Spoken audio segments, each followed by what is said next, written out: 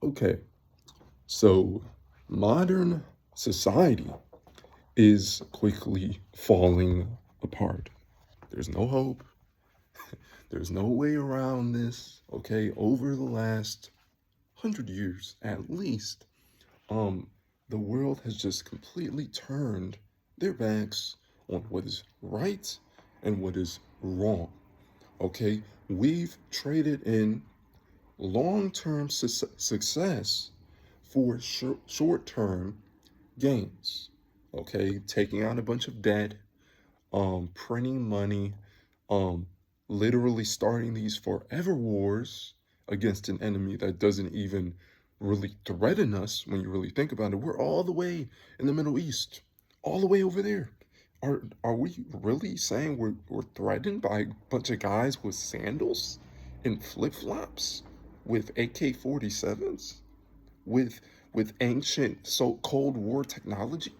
We're threatened by that. We have the most powerful powerful army in the world that has ever existed. Okay, we're not threatened by anybody, not even China, not Russia, because if anybody was stupid enough to actually declare war or go to war with us, they'd be wiped off the planet. Okay, nobody is a threat to us. So why in God's name are we spending so much money on these wars, on these military bases? It's just a scam. And really, it all leads back to the military industrial complex, which pretty much controls our foreign policy. Okay, Israel controls our foreign policy, the military industrial complex. You have all these corporations, you have all these conglomerate organizations just controlling our foreign policy. Our foreign policy hasn't been about protection ever, ever. It's never been about protecting America. When was the last time America actually fought a defensive war? Can you name one time? We haven't fought a defensive war since 1776. Okay, and that you can even argue, oh, it wasn't a defensive war. Um, Britain and the United States was the same thing. It was a civil war. You could argue that, but I don't even think that was really a defensive war because we're really fighting ourselves in that war. It just so happened that we won. We won. So now we're the United States, and what do? We go out, we colonize everyone, everything. We steal a bunch of land, we break a bunch of treaties, we take over more land, and once we take over the entire North American continent, what do? We go to Hawaii, we go to all these little South American countries, we take them over, we subvert them, we control their governments, we cause coups, we cause civil wars, we cause genocides. We do all this all over the world for the last 100 years, and we are has still have the nerve, the audacity to say we are a nation on the defense. We are not a nation on the defense. We are a nation on the collapse. And when theorists from like 100 years ago said America cannot collapse or be destroyed from the outside, it can only collapse from the inside. And we are clearly seeing that. Okay, we are clearly seeing America slowly just melt away from the world stage, slowly starting to have less and less reach. Like 30 years ago, America could just tell any country, do this. And they'd be like, yes, sir, Mr. America, yes, I'll do that. Now, nobody likes America. Even Europe doesn't even listen to what America has to say anymore. Why? Because it's a joke. It's a laughing stock. Okay, you don't even give your citizens health care. You don't give your citizens a livable wage. You don't pay your citizens enough to live. So how in the world is that any nation to be proud of? They make us stand and sing the Pledge of Allegiance every day. They say, I pledge allegiance to America. And really, all you are doing is saying, yes, I agree to be a slave. Every time you say that, you say, I pledge allegiance to this corporation or this entity that is controlled by corporations, and I pledge my allegiance to it. So no matter if America is right or America is wrong, you pledge allegiance to that entity. And they make us say this before we're even old enough to understand what America even is. Okay, because when you're like 5, 6, 7 years old, you don't know what America is. You don't know what a country is. You don't know what a nation is. You don't know what a corporation is. They say, yeah, you gotta stand, say it, put your hand on your heart, because it's to condition you. It's to condition you to believe whatever these people in power say. And I seriously believe that the people that are in power aren't really in power. It's the people behind the scenes actually running the show. Because when you look at these people they put in power, they are bumbling idiots that couldn't even change a light bulb. Couldn't even change a light bulb. Do you see these stuttering, mumbling buffoons? Okay, no, they're not actually in control. They're not actually in power. They are just the front men. And when they put stupid people in charge, like George Bush, like Obama, like Biden, that lowers your guard a little bit, because you're like, oh, this person's so stupid. There's no way he could be smart enough to do all this behind the scenes. There's no way. He's way too stupid. But it's not him. Okay, that's in control. They have an army of people behind the scenes that are literally controlling the puppets.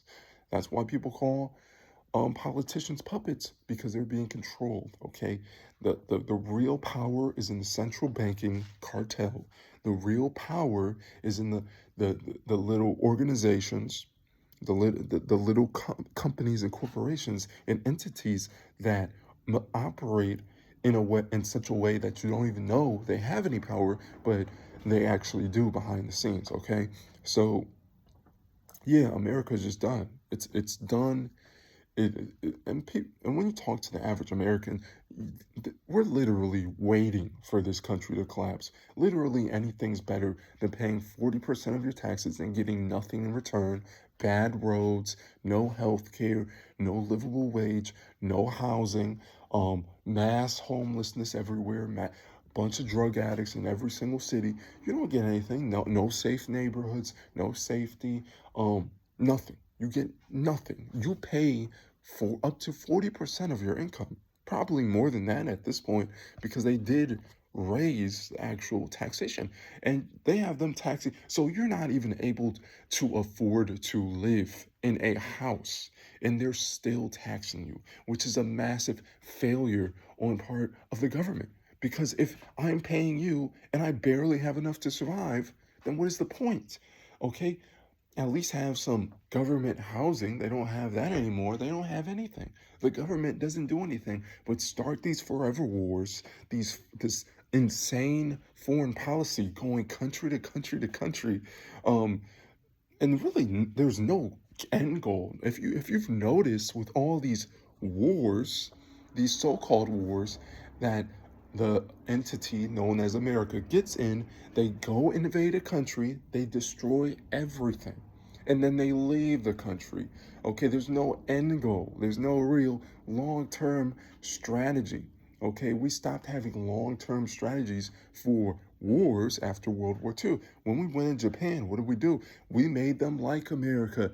We actually treated them with respect. When we went to Germany, what did we do? We made them like America. We treated them with respect. We didn't just bomb their buildings. Okay, we did that during the actual war, but after the war, we actually started rebuilding, reconstructing, politicking with the native population. Now, at Iraq, it's a wasteland. Iraq is a wasteland filled with a bunch of bandits that have no respect for anybody. There's no real government.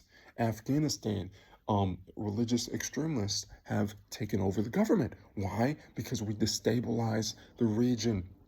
Okay, all of this destabilization, it leads up to decentralization, civil wars, coups, lack of leadership. You get all that when you destabilize an entire region. And that's perfect for the military industrial complex. Why? Because they get to make money off of these unwinnable wars. The Vietnam War wasn't even a winnable war. The Vietnam War was never supposed to be won. Okay, there was no, it was supposed to go on and on and on and on and on and on and on. And however long it goes on, that's how much money they make. They make money with these wars. And presidents in the past tried to warn us. JFK tried to warn us. He said, we got to put an end to this. We are being subverted. Our government is under threat from the inside. And what do you know? He just self-deleted, or not self-deleted, but was assassinated by people they claim they don't know. They're like, oh, it was Lee Harvey Oswald. It was Lee Harvey Oswald. He shot the president. Like, people who believe, I think it's some huge survey or study or whatever it's called, saying that 50% of Americans don't believe Lee Harvey Oswald actually killed JFK. Now, what could possibly cause? There is no country in the world where this many people, this much of a country, doesn't trust the government in power, okay? Because they always lie, and they come out, they'll lie a bunch, and then they'll come out like 50 years later saying, okay, we did MK Ultra, we experimented on people in the Tuskegee experiments, but we're sorry, we wouldn't ever do that again. We wouldn't ever do it. And they keep doing it. And there's a smaller and smaller and smaller fraction of American society that is actually buying the BS anymore. Okay, barely anybody trusts the official. Like, if there was a nuke coming towards America and you only had like 24 hours to, not 24 hours, but 2 hours to seek shelter, a lot of people would think it was fake, that the government is lying. And people just wouldn't trust. You can't have a functioning government or a functioning society where so many of your civilians or populace just doesn't trust you whatsoever. And it's not just Americans that don't trust the American government. It's also people from around the world that are just seeing America just destroy their countries, take over their government, having coups. They're like, no. I don't want to do business with America anymore. I actually don't trust you, Mr. America. And then we act like, oh, these countries are so evil. North Korea is so evil. China is so evil. Russia is so evil. But we're just as bad as them. And you can arguably say we're more bad than them. Honestly, because we have the power. We are the authority figure for the world. We are the world reserve currency. We are the world reserve police force. Okay, we are the only nation that can take on every single nation in not the universe, but in the earth combined at the same time and win. Okay, if America was at 100% production capacity, we'd probably be able to take on every single, like, if we were the same stock of civilians like from the 1940s and 1950s, where we just have blind loyalty to the government, we're physically fit, we don't have mental illness, and these troops were sent in to with today's technology, those kinds of troops, those kinds of civilians, with today's technology, we could take over the world. Okay, but people are so fat, people are so lazy, people are drugged out, people are stressed out, people are working like 2, 3 jobs, people are having mental health crises, and they just can't do it. They're like, why would I enroll in the military and I'm barely surviving? Why would I fight to maintain this? Maintain what? What is there to maintain? What is there to do? What is there to accomplish with these forever wars? Nothing.